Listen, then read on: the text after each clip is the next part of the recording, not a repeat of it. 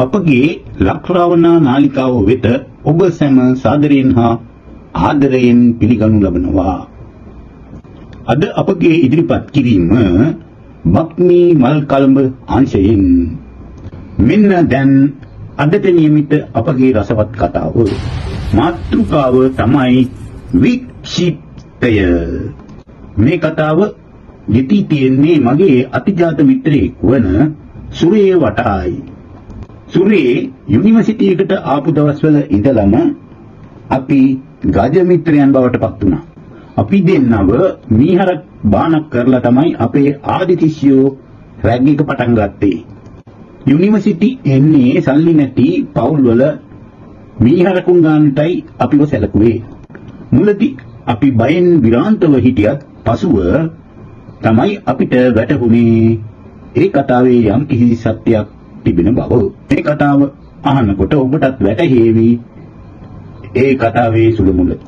සුරේ නුවරඑළිය වලපනායල්ල කියන දුෂ්කර ගම් ප්‍රදේශයේ ඉඳලා 74ක් විතර දවස ගානේ කන්න නැගලා තමයි ඉස්කෝලේ ගිහිල්ලා තිබෙන්නේ.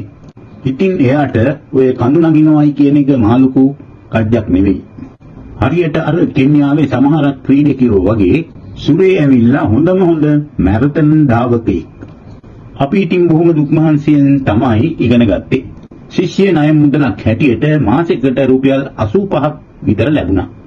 පොල් මුරේ දවසට අපි බම්බලපිටියේ ලංකා බැංකුව ඉස්සරහා පැය ගණන් පෝලිං වල තපිනවා. ඒ තරමට අපට අහේනිය සැරයි. අපි පොල් මුරේ කිව්වේ අර රුපියල් 85 ලෝන් එක ලැබෙන දවසට. රුපියල් 85ක් වුණත් අපට කෝටියක් වටිනවා ඒ කාලේ. ඉතින් පණ ගැට ගහ ගන්න අපිට තව කීයක් හරි හොයාගන්න වෙනවා අනිවාර්යයෙන්ම. සුරේ ඉඳ තියෙන වෙලාවට උසස් පෙළ පන්ති වලට ටියුෂන් කළා. මම කලේ ওই කාලේ අපට හිටපු කලාශූරයෙක් වන කරුණාරත්න අබේසේකර මහත්මයා ළඟ සුළු වැඩ කරලා කීයක් හරි හොයා ගැනීමයි. ඒ රැකියාවෙන් මම නම් හරියට සතුටක් ලැබුවා. කරුවයියා ළඟ වැඩ කිව්වහම ඒ කාලේ ඕන කෙනෙක් බොහොම අගේට සැලකනවා. ඉතින් ඒ කාලෙත් මේ වගේ තමයි. ශිෂ්‍ය අරගල ඉවරයක් නැහැ. පාලකයෝ අපිට සම්බාධක දානවා. සමහර වෙලාවට අපිට මේ පොලිසියට කියලා ජල ප්‍රහාර වලින් සැලකනවා. කඳුළු ගෑස් කාපු ඒවා කෙලවරක් නැහැ. S2 බේරගත්තෙත් හරිම පුදුමාකාර විදියකට. බාධක සම්බාධක ඔක්කොම දාලා පාලකයෝ විශ්වවිද්‍යාලේ වහලා දානවා. විශ්වවිද්‍යාල භූමිය ඉස්සර සුද්දන්ගේ කාලේ රේස් කෝස් එකක්. අස්වැරේස් තිබිච්ච තැනක්. ඒක නිසා අපි බොහෝ විට කිව්වේ විශ්වවිද්‍යාලේ නෙවෙයි අශ්වවිද්‍යාලය කියලා. ඔය අරගලයි සම්බාධකයි හින්දා අවුරුදු 4ක් නෙවෙයි ඒ වෙනුවට 5ක්ම ගත වුණා විශ්වවිද්‍යාලයෙන් අවුට් වෙන්න. අරගල කරලා ඔය ලබාගත් උපාධි සාතිකයට කිසි කෙනෙක් කෙයාර් කිරුවේ නැහනේ. අපේ තරුණ ජීවිතේ අවුරුදු 5ක් නිකම්ම දිය වෙලා ගියා. ඒක නිසා සුරේ මායි තවත් යාළුවෝ කට්ටියකුයි ගණකාධිකරණ පාඨමාලාවක් කරන්න ඔන්න රෙජිස්ටර් වුණා. අවුරුදු 5ක් නිකන් දියාරු වෙලා ගියාට පස්සේ එතකොට තමයි මොලේ කල්පනාවට ආවේ අපේ ආදි ශිෂ්‍යයෝ අපිට දීපු මීහරක් යන ටයිටල් එක හරියටම හරි බව. දැන් ඉතින් ප්‍රමාද වැඩි. කරන්න දෙයක් තිබෙන්නේ මොනවද නැන්නේ. රටේ ඇති වුණ මහා කැරැල්ලකට පස්සේ තමයි ඔය නව අධ්‍යාපන ප්‍රතිසංස්කරණ කියන දේ හඳුන්වලා දුන්නේ. මුළු අධ්‍යාපන ක්‍රමයෙන්ම උඩ යට කරලා ජොබ් ඔරියන්ටඩ් කෝස් කියලා යාතියක් හැදුවා. අන්න ඒව යටතේ තමයි අපි ඉගෙන ගත්තේ. අලුතෙන් පත් වෙලා ආපු ආණ්ඩුව හිතුවේ ඔය ප්‍රතිසංස්කරණ ඇවිල්ලා කරලා තියෙන්නේ මේ ඉස්සර ආණ්ඩුවෙන්නේ. ඒ වාට දැන දුන්නොත් අපිට දේශපාලන වාසියක් නැහැ කියලා. ඉතින් ඔය මැති ඇමතිවරුන්ටයි ඉහළ පුටුවල ඉන්න ලොකු තනතුරු දරන නිලධාරීන්ටයි ඕවයෙන් කිසිම බලපෑමක් නැහැනේ. දේශපාලනයේ නිසා ඉතින් දහස් ගාණක් අතරමං වෙනවා. එදත් එකයි අදත් එකයි. ඔන්න ওই කාලෙදී අපිට හිතුණා අපිට නම් සෙනසුරාගේ ජන්මයේ රාෂ්ට්‍රකේවත් බලපාලන කියලා. නමට හරි ඩිග්‍රියක් තිබුණ නිසා අලුත් පාඨමාලාවේ ට්‍රේනින් කාලය අවුරුද්දක් විතර අත්‍යවශ්‍ය වුණා. උපාධිය නැත්තම් අවුරුදු 2ක්. පඩියක් නැහැ. රුපියල් 100ක දීමනාවක් තමයි ලැබුණේ මුළු මාසෙකටම. කොයි හැටි වෙතත් ඔර්ලෝසු කටුවට ටික් ගාලා හැම වෙලේම දුවනවනේ. අවුරුදු 2ක් ගියාට පස්සේ සුරේට හොඳ ජොබ් එකක් ලැබුණා. ඒ ඇවිල්ලා දේශීය රෙදිපිලි කර්මාන්තයක. ඒ රස්සාවෙන් නම් දෙයියනේ කියලා හොඳ පඩියක් ලැබුණා. ඒ වුණත් මිනිහාගේ හොද්ද බොර උනේ බොහොම සුළු කාලයකටයි. ඒ ගමන අලුත් ආණ්ඩුව අලුත් අංචියක් ඇද්දා. ඒක තමයි අපේ රට විවෘත ආර්ථිකයකට ඇදගෙන යාම. ජනතාවත් හරියට සතුටු වුණා ලාභෙට රට කෑම කියන්න පුළුවන් කියලා. මාස කිහිපයක් ගත වෙනකොට දේශීය කර්මාන්ත ශාලා එකින් එක හිමින් වැහෙන්න පටන් ගත්තා. ඒ දවස්වල අපි පත්තරයක දැක්කා පොල්ගෙඩි අකුරෙන් ලියලා තියෙනවා සෙනසුරු ලොක්කා ලංකාවට බැටේ දෙයි කියලා. කොම්පැනි 100 ගාණක් වැහිලා ගියා. මිනිසුන්ගේ රස්සා අහිමි වුණා. සුරේගේ කොම්පැනියටත් ඉතින් ගැළවීමක් නැහැනේ. ඒගොල්ලන්ගේ කොම්පැනිය වාහන ඇති කියලා දෙන්න ඉන්දියාවෙන් උපදේශකයෙකුත් ආවා. එයාගේ නම ක්‍රිෂ්ණා. ඉන්දියාවේ පිළිගත් බොහොම උගත් ඉංජිනේරු මහත්තයෙක්. එයා ඉංජිනේරු විද්‍යාව විතරක් නෙවෙයි වාස්තු විද්‍යාවයි ජ්‍යොතිෂයයි ඔක්කොම දන්න කෙනෙක්.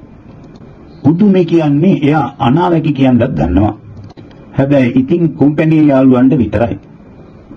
මේ ක්‍රිෂ්ණාගෙන් දවසක් සුරේ ඇහුවලු මිස්ටර් ක්‍රිෂ්ණා දැන් ඉතින් මොකද අපිට වෙන්නේ? එයා කිව්වලු අද හවස වැඩ ඇරුණාට පස්සේ හම්බ වෙලා විස්තර කතා කරමු කියලා. සුරේට හරිම සතුටුයි. එයා හවසට ගිහිල්ලා මිස්ටර් ක්‍රිෂ්ණාව හම්බ වෙලා තියෙනවා. එයා නාලා පේ වෙලා සුවඳ ගහන බුලත් පිටක් හිම කාලා හිටියලු. එයාගේ නෑදෑයෙකුත් ඒ වෙලාවේ ඉඳලා තියෙනවා. මේසයක් ළඟ වාඩි වෙලා හිටපු ඔහු සුරේට සංඥාවක් කරාලු ඇවිල්ලා මේසෙන් වාඩි වෙන්න කියලා.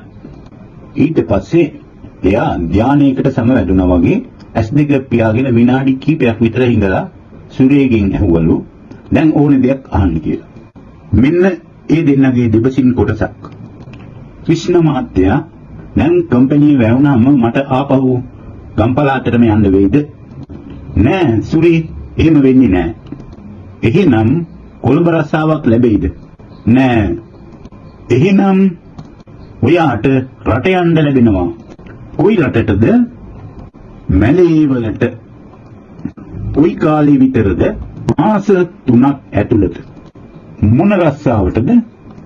මුදල් අංශයේ. කොයිතරම් කාලයකටද? අවුරුදු 8ක් විතර ඉන්නවා. තව මුකුත් අහනවද? නෑ මිස්ටර් ක්‍රිෂ්ණා ඔය ඇති.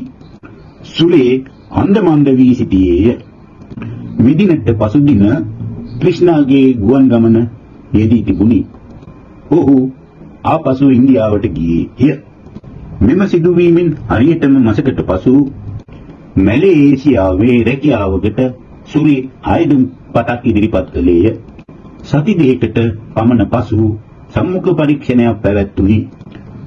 තවත් සති 3ක් ගෙවි ගිය තැන පුදුමයකට මෙන් සුරේට මැලේසියන් කම්පැනි රැකියාව ලැබුණි.